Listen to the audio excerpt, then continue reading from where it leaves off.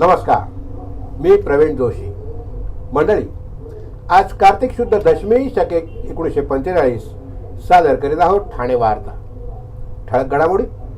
माजी कुलगुरू अशोक प्रधान यांना मारहाण प्रकरणात पोलीस आयुक्तांना निलंबित करण्याची धर्मराज्य पक्षाची मागणी.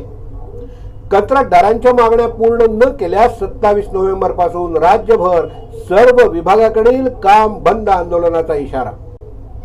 आणि सरकारला ओबीसीतून आरक्षण द्यावंच लागेल, मनोज जरांगे पाटील. या आणि इतर घडामोडी विस्तृतपणे, पण काही क्षणातच. आमच्या फेसबुक पेज, यूट्यूब चॅनल आणि संकेतस्थळाला सबस्क्राईब करायला मात्र विसरू नका. आपण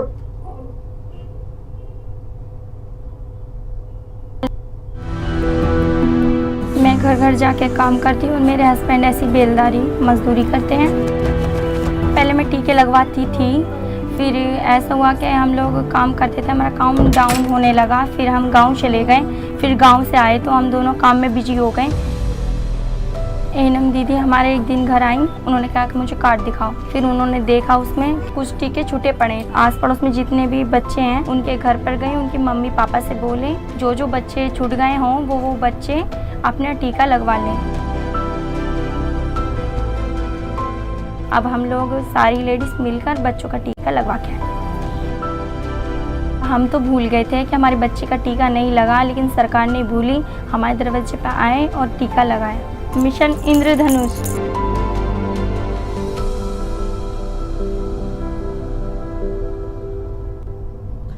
नाशिक इथल्या यशवंतराव चव्हाण मुक्त विद्यापीठाचे माजी कुलगुरू अशोक प्रधान यांना मारहाण प्रकरणी पोलीस प्रशासन सपशेल अपयशी ठरल्यामुळेच या घटनेची सर्वस्वी जबाबदारी ही ठाण्याच्या पोलीस आयुक्तांची असल्यानं त्यांना तात्काळ निलंबित करण्यात यावं, अशी आग्रही मागणी धर्मराज्य पक्षाने केली आहे.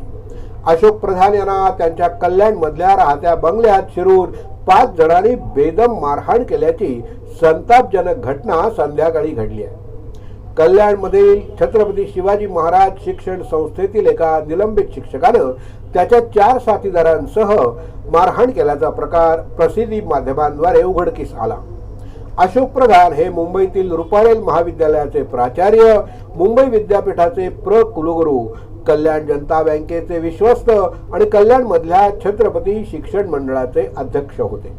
अशा ऋषितुल्य व्यक्तिमत्वाला कल्याण सारख्या सांस्कृतिक आणि गजबजलेल्या शहरात थेट त्यांच्या बंगल्यात घुसून मारहाण होणं हा प्रकार निंदनीय आणि घृणास्पद असून या घटनेचा धर्मराज्य पक्ष तीव्र शब्दात निषेध व्यक्त करीत आहे.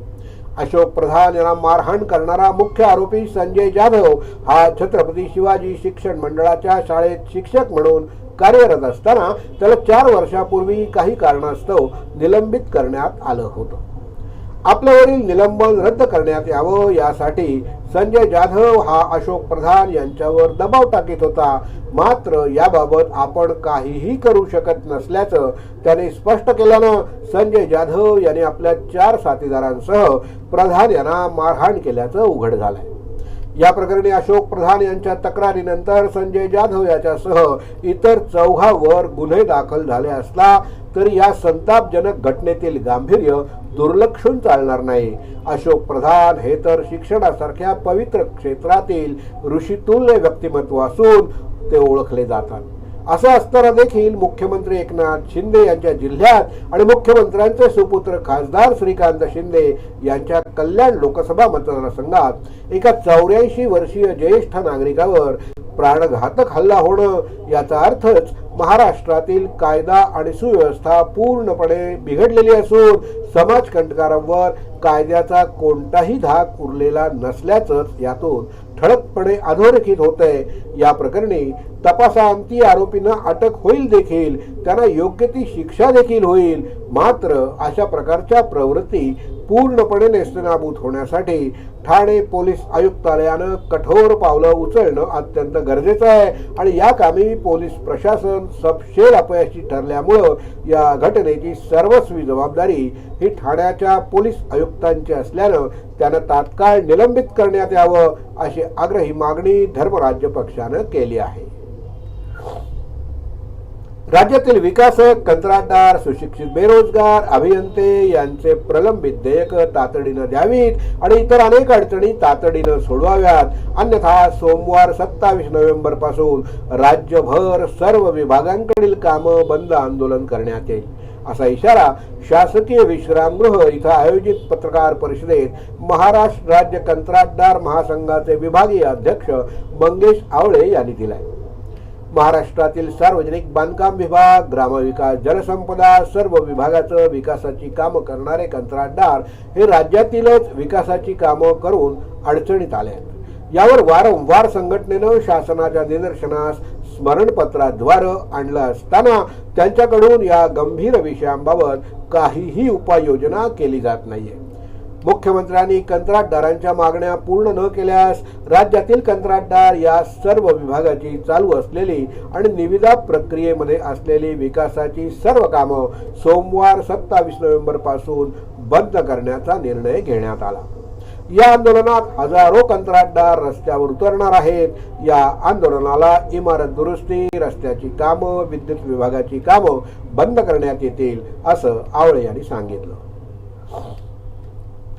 डोंबिवली पूर्वेकडील पेंढारकर कॉलेज समोरील फुटपाथ लगत लावण्यात आलेली काही झाडं अज्ञात इसमानं तोडल्याचा धक्कादायक प्रकार समोर आलाय. या प्रकरणी पर्यावरण प्रेमींनी मानपाडा पोलीस ठाण्याच्या रस्त्याच्या काम करणाऱ्या कॉन्ट्रॅक्टर आणि त्याच्या सहकाऱ्यांच्या विरोधात तक्रार दाखल केली आहे. या तक्रारीनुसार झाडे तोडल्या प्रकरणी पोलिसांनी गुन्हे दाखल करून पुढची तपास सुरू केलाय. एकीकडे प्रदूषणाचा प्रश्न ऐरणीवर आला असताना शहरात झाडं तोडली जात असल्यानं पर्यावरण प्रेमींनी नाराजी व्यक्त केली आहे. मिशन हिरवीगार डोंबिवली अंतर्गत डोंबिवली पूर्वेकडील पेंढारकर कॉलेज समोरील रस्त्यावरील पर्यावरण मित्रांनी झाडं लावली होती. महिनाभरापूर्वी ही झाडं कुणी अज्ञात इसमानं तोडल्याचं पर्यावरण प्रेमींच्या लक्षात आलं. पर्यावरण मित्रांनी याबाबत तक्रारी देखील केल्या, मात्र अजूनही काही कारवाई न झाल्यानं अखेर त्यांनी मानपाडा पोलीस ठाण्यात तक्रार नोंदवली आहे. या तक्रारीनुसार पोलिसांनी गुन्हा दाखल करून घेतला असून या प्रकरणी पोलीस पुढील तपास करीत आहेत. शिवसेना नेते खासदार राजन विचारे यांना नागरिकांनी केलेल्या मागणीनुसार आपल्या खासदार निधीतून घोडबंदर वाघबीळ इथल्या हावरे सिटी आणि ब्रह्मांडा आझाद नगर इथं ज्येष्ठ नागरिक कट्टा तसंच हायवे पूर्व द्रुतगती महामार्गावर तुळजा भवानी मंदिरासमोर नागरिकांसाठी टॅक्सी रिक्षा चालक मालक संघटनेनं केलेल्या मागणीनुसार खासदार निधीतून टॅक्सी स्टँड उभारण्यात आले होते. त्याचा लोकार्पण सोहळा संपन्न झाला. त्यावेळी शिवसेना नेते खासदार राजन विचारे, विधानसभा संपर्क प्रमुख नरेश मणेरा, उपजिल्हा प्रमुख कृष्णकुमार कोळी, सुनील पाटील, उपशहर प्रमुख तसंच प्रभागातील ज्येष्ठ नागरिक, टॅक्सी संघटनेचे सदस्य आणि शिवसेना पदाधिकारी कार्यकर्ते मोठ्या संख्येने उपस्थित होते. कल्याण पश्चिमेला वाहतूक पोलिसांनी अनोखा उपक्रम राबवून वाहन चालकांना वाहतूक नियम पाळण्याचा सल्ला दिलाय. 2 व्हीलर चालवताना हेल्मेटचा वापर करा, 4 व्हीलर चालवताना सीट बेल्ट वापरा, अशा सूचना पोलिसांकडून नेहमीच दिल्या जातात. मात्र वाहतूक पोलिसांचे नियम धाब्यावर बसवून आपला जीव धोक्यात घालून वाहन चालक वाहन चालवत असल्यानं या वाहन चालकांना सूचना देण्यासाठी कल्याण वाहतूक पोलिसांनी चक्क यमराजाच्या वेशात वाहतूक नियम मोडणाऱ्या वाहन चालकांना गुलाब पुष्प देऊन वाहतूक नियम पाळण्याचा सल्ला दिलाय. कल्याण डोंबिवलीत वाहतूक पोलिसांतर्फे वाहतूक नियमांसंदर्भात जनजागृती केली जाते आहे. विना हेल्मेट बाईक चालवणं, सीट बेल्ट न लावता कार चालवणं, गाडी चालवताना मोबाईलवर बोलणं, ट्रिपल सीट गाडी चालवणं, विरुद्ध दिशेनं गाडी चालवणं यासारखे अनेक प्रकार सर्रासप्रमाणे होत असल्याचं आपल्याला दररोज दिसून येतात आणि वाहतुकीचे नियम पायदळी तोडवल्यानं दररोज अनेक छोटे मोठे अपघात देखील होत असतात. या पार्श्वभूमीवर रस्त्यावर उतरलेल्या या प्रतिकात्मक यमराजांनी वाहन चालकांना वाहतुकीचे नियम पाळा, अन्यथा मी तुम्हाला घेऊन जाईन अशा शब्दात आवाहन केलंय. यापुढील बातम्या एका छोट्याशा ब्रेक नंतर. कुठेही जाऊ नका, पाहत रहा फक्त ठाणे वार्ता. आपण पाहत आहात श्री स्थानक वाहिनी, ठाणे जिल्ह्याचं मुख्य व्यासपीठ. ठाणे वार्ता पहा श्री स्थानक वाहिनीवर. आता सकाळी 9:15 पासून रात्री 9:15 पर्यंत ठाणे वार्ता, ठाण्यातील पहिलं दृकश्राव्य माध्यम. ठाणे वार्ता आणि श्री स्थानक वाहिनीचं लाईव्ह स्ट्रीमिंग ठाणेवार्ता.com वरील लाईव्ह स्ट्रीमवर क्लिक करा आणि अगदी मोबाईलवरही ठाणे वार्ता श्री स्थानक वाहिनीचा आनंद लुटा. यासाठी आमचं ॲप डाउनलोड करा. आपला परिसर स्वच्छ आणि सुंदर ठेवण्यासाठी ठाणे महापालिकेत सहकार्य करा. ओला सुका कचरा वेगवेगळा जमा करा आणि रोगराईपासून मुक्तता मिळवा. डॉक्टर आणि रुग्णांचं पिढ्यानपिढ्यांचं जिव्हाळ्याचं नातं म्हणजेच डॉक्टर बेडेकर हॉस्पिटल. आता अत्याधुनिक सोयी सुविधा आणि तंत्रज्ञान युक्त वंध्यत्व निवारण केंद्रात IVF आणि टेस्ट ट्यूब बेबीची ही सुविधा. डॉक्टर बेडेकर हॉस्पिटल, महर्षी कर्वेपथ, ठाणे. 65 वर्षांची निरंतर सेवा. ठाणे वार्ता पहा श्री स्थानक वाहिनीवर. आता सकाळी 9:15 पासून रात्री 9:15 पर्यंत. ठाणे वार्ता, ठाण्यातील पहिलं दृकश्राव्य माध्यम. आपण पाहत आहात श्री स्थानक वाहिनी, ठाणे जिल्ह्याचं मुख्य व्यासपीठ. ब्रेक नंतर आपलं पुन्हा एकदा स्वागत. युवकांचा सर्वांगीण विकास करणं, संस्कृती आणि परंपरा जतन करणं, युवकांच्या अंगी असलेल्या सुप्त गुणांना वाव देणं आणि राष्ट्रीय एकात्मता वाढीस लावणं यासाठी प्रतिवर्षी राष्ट्रीय आणि राज्य स्तरावर युवा महोत्सवाचं आयोजन शासनाच्या वतीनं करण्यात येतं. युवा महोत्सवाचं आयोजन क्रीडा आणि युवक सेवा संचालनालय, नेहरू युवा केंद्र आणि कृषी आयुक्तालय यांच्या संयुक्त विद्यमानं आयोजित करण्यात येणार आहे. या संदर्भातील आढावा बैठक जिल्हाधिकारी अशोक शिंगारे यांच्या अध्यक्षतेखाली संपन्न झाली. जिल्ह्यातील प्रत्येक स्तरावर विजयी होणाऱ्या युवक युवतींना राष्ट्रीय युवा महोत्सवामध्ये सहभागी होण्याची संधी जिल्हास्तरीय युवा महोत्सवाच्या माध्यमातून प्राप्त होणार आहे. संयुक्त राष्ट्र संघानं सन 2023 हे वर्ष आंतरराष्ट्रीय तृणधान्य वर्ष 2023 म्हणून घोषित केलेलं असल्यानं युवा महोत्सवासाठी महाराष्ट्र राज्यात तृणधान्य उत्पन्न वाढीसाठी विज्ञानाचा वापर, सामाजिक विकासात विज्ञानाचं योगदान ही संकल्पना दिली आहे. या संकल्पनेवर आधारित जिल्हा, विभाग आणि राज्य स्तरावर युवा महोत्सवात विविध उपक्रम आयोजित करण्यात येणार आहेत. या बैठकीत जिल्हाधिकारी अशोक शिंगारे यांनी सर्व शाळा आणि महाविद्यालयातील विद्यार्थ्यांनी या युवा महोत्सवात जास्तीत जास्त संख्येनं आवर्जून सहभागी व्हावं यासाठी संबंधित प्राचार्यांनी प्रयत्न करावेत. महाविद्यालयीन युवक युवतींसाठी विशेष स्पर्धा आयोजित करण्यात याव्यात. या युवा महोत्सवाच्या निमित्तानं वय वर्ष 17 ते 21 या वयोगटातील जास्तीत जास्त नवमतदारांची नोंदणी करून घेण्यासाठी विशेष नियोजन करण्यात यावं अशा सूचना दिल्या आहेत. कल्याण लोकसभा मतदारसंघाचे खासदार श्रीकांत एकनाथ शिंदे यांच्या प्रयत्नातून अंबरनाथ शहरात अनेक महत्वाकांक्षी प्रकल्प उभे राहिले. यातील बहुतेक प्रकल्पांचं काम अंतिम टप्प्यात आलं असून काही प्रकल्प पूर्ण देखील झाले. पूर्ण झालेल्या प्रकल्पांचं येत्या काही दिवसात लोकार्पण होणार आहे. अंबरनाथ शहरात सुरू असलेल्या या विकास कामांची खासदार शिंदे यांनी पालिका अधिकाऱ्यांसमवेत पाहणी करत आढावा घेतला. यावेळी सर्व विकास कामं जलद गतीनं पूर्ण करण्याच्या सूचना खासदार शिंदे यांनी संबंधित विभागाच्या अधिकाऱ्यांना दिल्या. यावेळी चिंचपाडा इथं उभारण्यात आलेल्या ग्रंथालयाचं खासदार शिंदे यांच्या हस्ते लोकार्पण करण्यात आलं. अंबरनाथ शिवमंदिर परिसर सुशोभीकरण प्रकल्प आणि संयुक्त घनकचरा प्रकल्पाच्या कामांचा खासदार शिंदे यांनी आढावा घेतला आणि ही कामं प्रत्यक्ष सुरू करण्याचे आदेशही दिले. त्याचबरोबर शहरातील सर्व रस्त्यांवर पथदिवे बसवण्यासाठी तातडीनं उपाययोजना राबवण्याचे आदेश पालिका प्रशासनाला दिले. खासदार श्रीकांत शिंदे यांच्या हस्ते चिंचपाडा ग्रंथालयाचं लोकार्पण करण्यात आलं. 80 लाख रुपयांच्या निधीतून या ग्रंथालयाची उभारणी करण्यात आली असून यामध्ये तब्बल 1 लाख पुस्तक क्षमता आहे. मराठी तसंच इंग्रजी भाषेची साहित्य, कला, क्रीडा, संस्कृती, इतिहास, भूगोल, राज्यशास्त्र वगैरे विषयातील अनेक दुर्मिळ ग्रंथ तसेच गेल्या 50 वर्षातील साप्ताहिक आणि मासिकांचा संग्रह या ग्रंथालयात आहे. ग्रंथालयाच्या वास्तूत दर महिन्याला साहित्यिक परिसंवाद, चर्चासत्र आणि व्याख्यानांचं आयोजन देखील करण्यात येणार आहे. अंबरनाथ नगरपालिकेची नवीन भव्य प्रशासकीय इमारत 45 कोटी रुपयांच्या निधीतून उभारण्यात येते. या इमारतीचं काम पूर्ण झालं असून अंतर्गत सजावटीचं काम देखील प्रगतीपथावर आहे. तसंच या इमारतीची व्याप्ती वाढवण्यासाठी अधिकचे 2 मजले उभारण्यात येत आहेत। या इमारतीची पाहणी करून काम जलद गतीने पूर्ण करण्याच्या सूचना यावेळी डॉक्टर शिंदे यांनी दिल्या। अमरनाथ पश्चिमेतील वुलन चाळ परिसरात 3 कोटी रुपयांच्या निधीतून 3 मजली रात्र निवारा केंद्र उभारण्यात आलं असून शहरातील बेघरांना या ठिकाणी निवाऱ्याची हक्काची जागा उपलब्ध झाली आहे। त्याने मोठाच दिलासा मिळाला आहे। शहरातील नागरिकांची सांस्कृतिक गरज भागवण्यासाठी शहराच्या पश्चिम भागात असणाऱ्या सर्कस मैदान इथं अत्याधुनिक नाट्यगृहाची उभारणी करण्यात येते।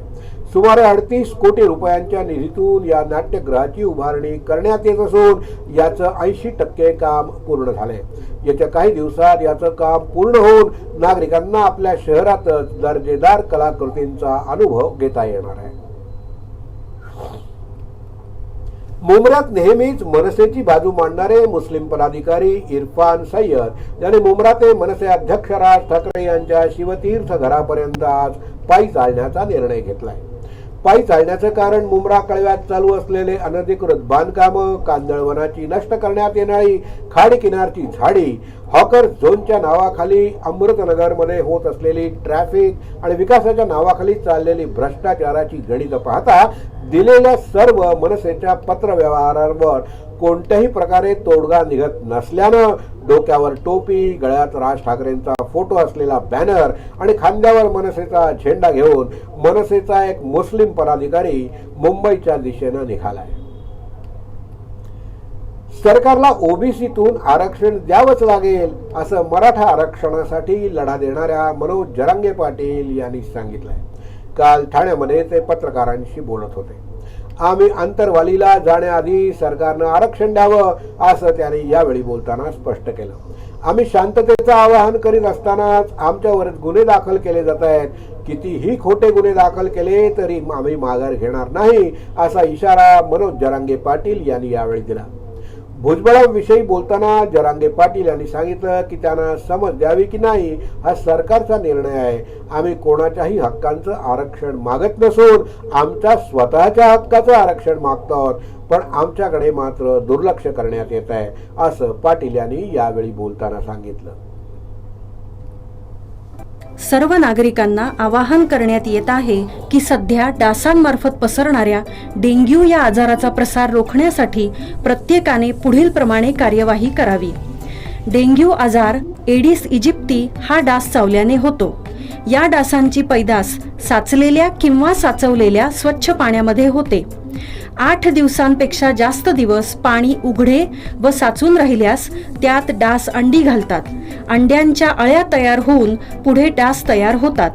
यासाठी आपल्या घरातील पाणी साठे उदाहरणार्थ बॅरल्स, पिंपे, टाक्या, हौद, रांजणे इत्यादी दर आठवड्याला रिकामे करून घासून पुसून कोरडे करून पुन्हा भरावे।